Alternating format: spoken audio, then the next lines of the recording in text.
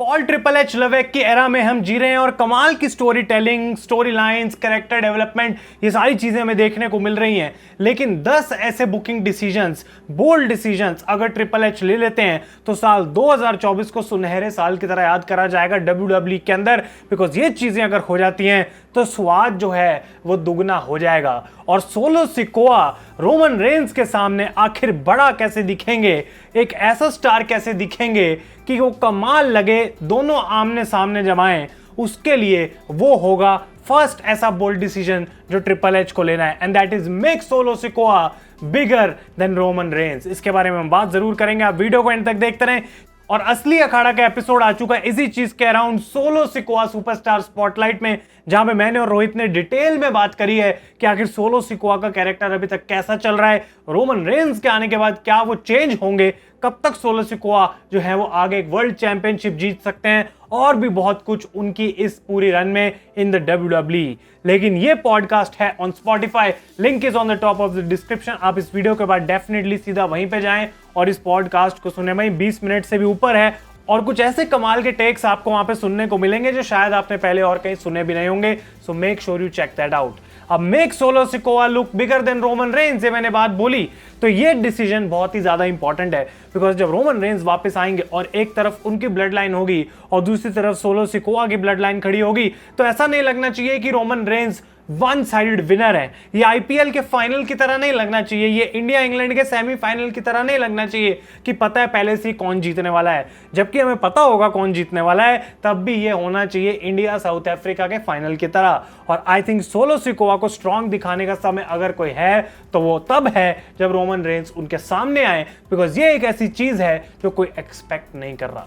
Number 9 booking decision की हम बात करते हैं तो ये है Drew McIntyre winning the world heavyweight championship. जबकि फैंस को बहुत ज्यादा अच्छा लग रहा है कि ड्रू मैकिंटायर को बार बार सीएम पंक स्क्रू कर देते हैं, लेकिन दूसरी तरफ ऐसे फैंस भी बैठे हैं जो ड्रू मैकिंटायर को वर्ल्ड चैंपियन देखना चाहते हैं, जो तरस गए हैं उस चीज के लिए। और WWE इसको एक बिटर स्वीट मोमेंट बनाएगी, यानी कि खुशी भी देगी और थोड़ा थोड़ा दुख भी होगा, क्योंकि ये 50-50 स्प्लिट है फैंस के बीच में। जब ड्रू मैकिंटायर वो वर्ल्ड चैंपियनशिप जीतेंगे, एक ऐसा रन हील का उनका चैंपियनशिप के साथ हमें देखने को मिलेगा जो कि पहले कभी ड्रू मैकिंटायर का वो फेज हमने WWE में नहीं देखा है। नंबर 8 की हम बात करते हैं यहाँ पे, तो ये है सेथ रॉलिंस टर्निंग हील। काफी टाइम से सेथ रॉलिंस जो है सबके लिए कुछ कुछ कर रहे हैं।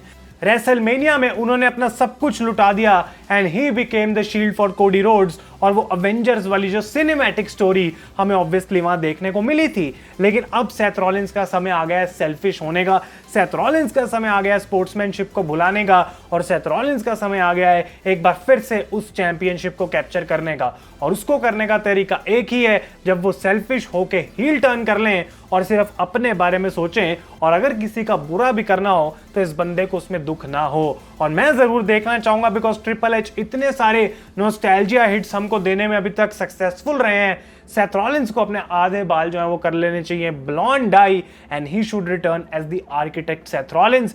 और 2024 में जब वो बंदा वापस आएगा और अपनी मास्टर स्ट्रेटेजी बनाएगा फिर से उस वर्ल्ड चैंपियनशिप तक जाने की, तो वही मजा जो है वो बहुत ज्यादा आएगा। नंबर 7 की हम बात करते हैं तो ये भी एक बोल्ड डिसीजन होगा, और इसके रूमर्स काफी आ रहे हैं कि ऑलरेडी ऐसा प्लानिंग में है, और वो होगा विमेन्स रोस्टर के लिए मिड कार्ड टाइटल्स को लेके आना, यानी कि इंटरकॉन्टिनेंटल और यूनाइटेड स्टेट्स चैंपियनशिप आ जाए बट विमेन्स रोस्टर की। ऐसा मैं क्यों बोल रहा हूं, बिकॉज आज से कुछ साल पहले विमेन्स रोस्टर ऐसा होता था कि एक टाइटल भी भारी पड़ता था, बिकॉज इतनी बोरिंग स्टोरी लाइन चलती थी। और ट्रिपल एच की इस कमाल की बुकिंग डिसीजन से अब women roster is also stacked, और बीच बीच में कुछ ऐसी सुपरस्टार्स हैं जिनको मौका नहीं मिल पा रहा और वो कभी उस वर्ल्ड चैंपियनशिप के लिए चैलेंज नहीं कर पाएंगी, इसलिए एक मिड कार्ड टाइटल चाहिए ताकि इंटरेस्ट बहुत ज्यादा बढ़ जाए, कुछ रीजन हो इन लोगों का आपस में एक दूसरे से लड़ने का, और बहुत सारे लोग उसके अंदर आ सकते हैं। For example Sonia devil, शेना Baszler, जोई स्टार्क, डकोटा काय, और भी कई सारे ऐसे फीमेल सुपरस्टार्स WWE के अंदर जिनको अगर उस वर्ल्ड चैंपियनशिप का मौका नहीं मिल रहा। ये 2 टाइटल्स आएंगे, एक रॉ पे एक स्मैकडाउन पे, और वहां से विमेंस डिवीजन के भी जो है वो 4 चांद लग सकते हैं। नेक्स्ट बुकिंग डिसीजन, और ये मेजर डिसीजन होगा और बहुत कंट्रोवर्शियल डिसीजन भी हो सकता है अगर ट्रिपल एच ये फाइनली डिसाइड करते हैं that they have to bring back the beast Brock Lesnar. Brock Lesnar का WWE में होना एक ऐसी चीज है जो हर फैन चाहेगा जब तक ब्रॉक लेसनर वापस ना आ जाए। उनकी जो प्रेजेंस है, जिस तरीके से आके वो ऑपरेट करेंगे, जिस तरीके से ब्रॉक लेसनर मारेंगे, धुलाई करेंगे अपने अपोनेंट्स की और स्टोरी में वो मसाला डालेंगे, वो सिर्फ ब्रॉक लेसनर ही कर सकता और कोई नहीं कर सकता।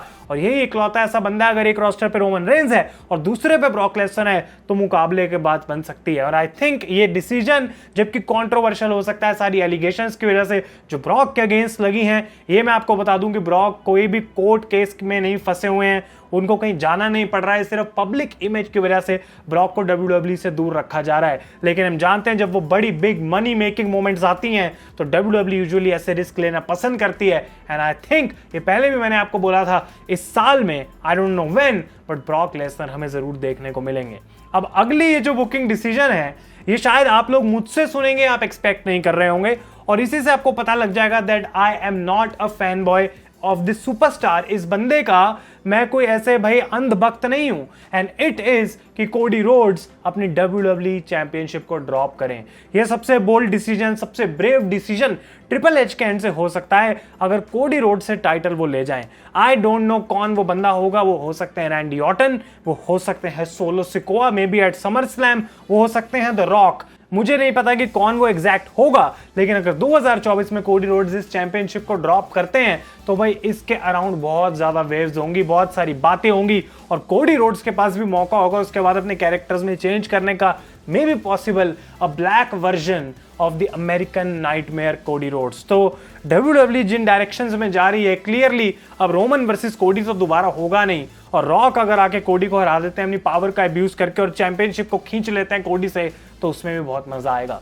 नेक्स्ट बुकिंग डिसीजन जो मुझे लगता है ये लेना बहुत जरूरी है, बिकॉज इन दोनों का इससे बहुत फायदा होगा, वो ये कि फिन बैलर जजमेंट डे से बाहर निकल के लिव मॉर्गन की साइड ले लें और चेज करें वर्ल्ड चैंपियनशिप को। आई डोंट केयर अगर वो डेमियन प्रीस्ट के पास ही है, आई डोंट केयर वो गुंथर के पास है, Seth Rollins, CM Punk, Drew McIntyre, but ये बंदा डिजर्व करता है एक ऐसा रन, एक ऐसी चेज जो इतने सालों से फैंस बोल रहे हैं कि इसको दो। एजे स्टाइल्स को अगर ऐसी स्टोरी लाइन मिल सकती है, भले ही वो चैंपियनशिप नहीं जीते, फिन बैलर भी वो लाइमलाइट डिजर्व करते हैं, वो स्पॉटलाइट डिजर्व करते हैं। And I think Liv Morgan के साथ इन दोनों की केमिस्ट्री ऑन स्क्रीन जो बन सकती है स्टोरी लाइन के अंदर, वो बहुत बढ़िया हो सकती है। एक पावर कपल की तरह भी ये दिखाई दे सकते हैं हमको एक हील वर्जन में, जो कि बहुत मजेदार होगा। अगला बुकिंग डिसीजन जो मेरे हिसाब से ट्रिपल एच को करना चाहिए वो ये है कि 2025 में अपनी फेयरवेल रिटायरमेंट टूर को अनाउंस करने के बाद जॉन सीना 2024 के एंड में ही वापस आ जाएं और जल्दी से सरप्राइज वे में अपनी एंट्री यहां पे जो है डिक्लेयर कर दें फॉर रॉयल रंबल 2025। और इतना ही नहीं, जॉन सीना जीत जाएं इस रॉयल रंबल को और चैलेंज करें जो भी WWE या वर्ल्ड हेवीवेट चैंपियन है उसको एट रेसलमेनिया, ताकि वो 17 टाइम वर्ल्ड चैंपियनशिप के रिकॉर्ड के लिए जा सकें। और अगर ये चीज इसी साल में हो जाती है तो इंटरेस्ट ऑलरेडी इतना बढ़ जाएगा कि लोग इंतजार करेंगे उसके बाद उस दिन का रॉयल रंबल का, जब जॉन सीना वापस आएंगे और एक्चुअली उनका चांस हो सकता है वहां पे जीतने का। जो सेकंड लास्ट बुकिंग डिसीजन, और ये बहुत एक ऐसी चीज है जो फैंस देखना चाहते हैं, मेरे हिसाब से WWE को करनी चाहिए, वो ये है कि 2024 में एक प्रीमियम लाइव इवेंट यानी कि PLE अनाउंस होना चाहिए WWE और TNA के क्रॉस ओवर का। ऑलरेडी जॉर्डिन ग्रेस, जो हेनरी, जो अनबिलीवेबल इतने पॉपुलर हो चुके हैं, आई थिंक इनका समय आ चुका है क्रॉस ओवर पेपर व्यू देने का। और बिल्कुल ये पॉसिबल है बिकॉज रिलेशनशिप दोनों कंपनीज के बहुत बढ़िया हैं, और फॉरबिडन डोर का सक्सेस देख के जो AEW और न्यू जापान ने करा है, आई डोंट थिंक WWE पीछे रहना चाहेगी, लेकिन वो बहुत बड़े स्केल पे करना चाहेंगे, मेन स्ट्रीम पे करना चाहेंगे, ताकि फायदा हो दोनों पार्टीज को इससे बहुत ज्यादा। तो ये एक ऐसा स्टेप होगा पॉजिटिव डायरेक्शन में ट्रिपल एच के इस नए एरा के अंदर कि हम फाइनली ये बिलीव कर पाएंगे कि WWE बाकियों के बारे में भी सोचती है, WWE और रेसलर्स के बारे में भी बहुत ख्याल रखती है जो एक्चुअली WWE का पार्ट अभी नहीं भी है, और जिन कंपनीज के साथ उनका रिलेशनशिप अच्छा है उनके साथ वो काम करने के लिए भी राजी हैं। तो ये बुकिंग डिसीजन डेफिनेटली बहुत बढ़िया होने वाला है अगर ऐसा होता है। लेकिन नंबर 1 बुकिंग डिसीजन जो मेरे हिसाब से लेना ही लेना पड़ेगा ट्रिपल एच को, वो ये है कि रॉक वर्सेस रोमन रेंस को रेसलमेनिया 41 के लिए अनाउंस या बहुत बड़े लेवल पे टीज इसी साल में हमें देखने को मिलना चाहिए, बिकॉज जब वो जनवरी किक इन होगा, जब नेटफ्लिक्स पे मंडे नाइट रॉ जाएगी, उस पॉइंट पे रॉक वर्सेस रोमन अगर लोगों को पता ऑलरेडी आने वाला है, तो हम एक्सपेक्ट करेंगे कुछ ऐसे फायरवर्क्स इस स्टोरी लाइन के अंदर, कुछ ऐसे धमाके जो किसी ने कभी पहले नहीं देखे रेसलिंग के अंदर। और ऑलरेडी इतने गूज़बम्प्स आते हैं, इतना बंदा जो है रेडी हो जाता है इस चीज़ के लिए कि rock versus Roman Reigns wrestling की हिस्ट्री का सबसे बड़ा मैच होने वाला है। और अगर 2024 में हमको पता है 4 महीने बाद ये मैच होने वाला है, और उसका ये रीज़न है, और वही प्रॉबेबली ऐसी स्टेज है, स्टोरी बन सकती है उसके अराउंड पूरी, कि लास्ट ईयर ये मैच होना था, अब वहीं पे होगा। दैट इज द मोमेंट जब रॉक वर्सेस रोमन रेंस के लिए हाइप जो है वो एक ऐसे लेवल पे चली जाएगी जो पहले कभी रेसलिंग के अंदर किसी ने नहीं देखी है। चाहे अब किसी भी एरा को बिलोंग करते हो, मुझे फर्क नहीं पड़ता, लेकिन इससे बड़ा मैच रेसलिंग के अंदर कभी ना हुआ है, और आई डोंट थिंक कि बहुत टाइम तक इस मैच के बाद कभी होगा। तो आप लोग अपने ओपिनियंस बताएं, अगर इसके अलावा, इन 10 के अलावा और एक ऐसा 11वां बुकिंग डिसीजन आपके दिमाग में है जो ट्रिपल एच को लेना चाहिए इस साल, ताकि एक्चुअली में WWE और भी ज्यादा अच्छी हो, और जैसा कि मैंने बोला, हम साल 2024 को एक सुनहरे साल की तरह आगे जाके याद करते रहेंगे। अपने ओपिनियंस मुझे कमेंट्स में बताएं, वीडियो अच्छी लगे तो डेफिनेटली लाइक करें गाइस। तब तक के लिए thank you so much for watching. असली अखाड़ा बिल्कुल सुनना ना भूलें। मैं हूं आयुष और आप देख रहे हैं रेसल इंडिया।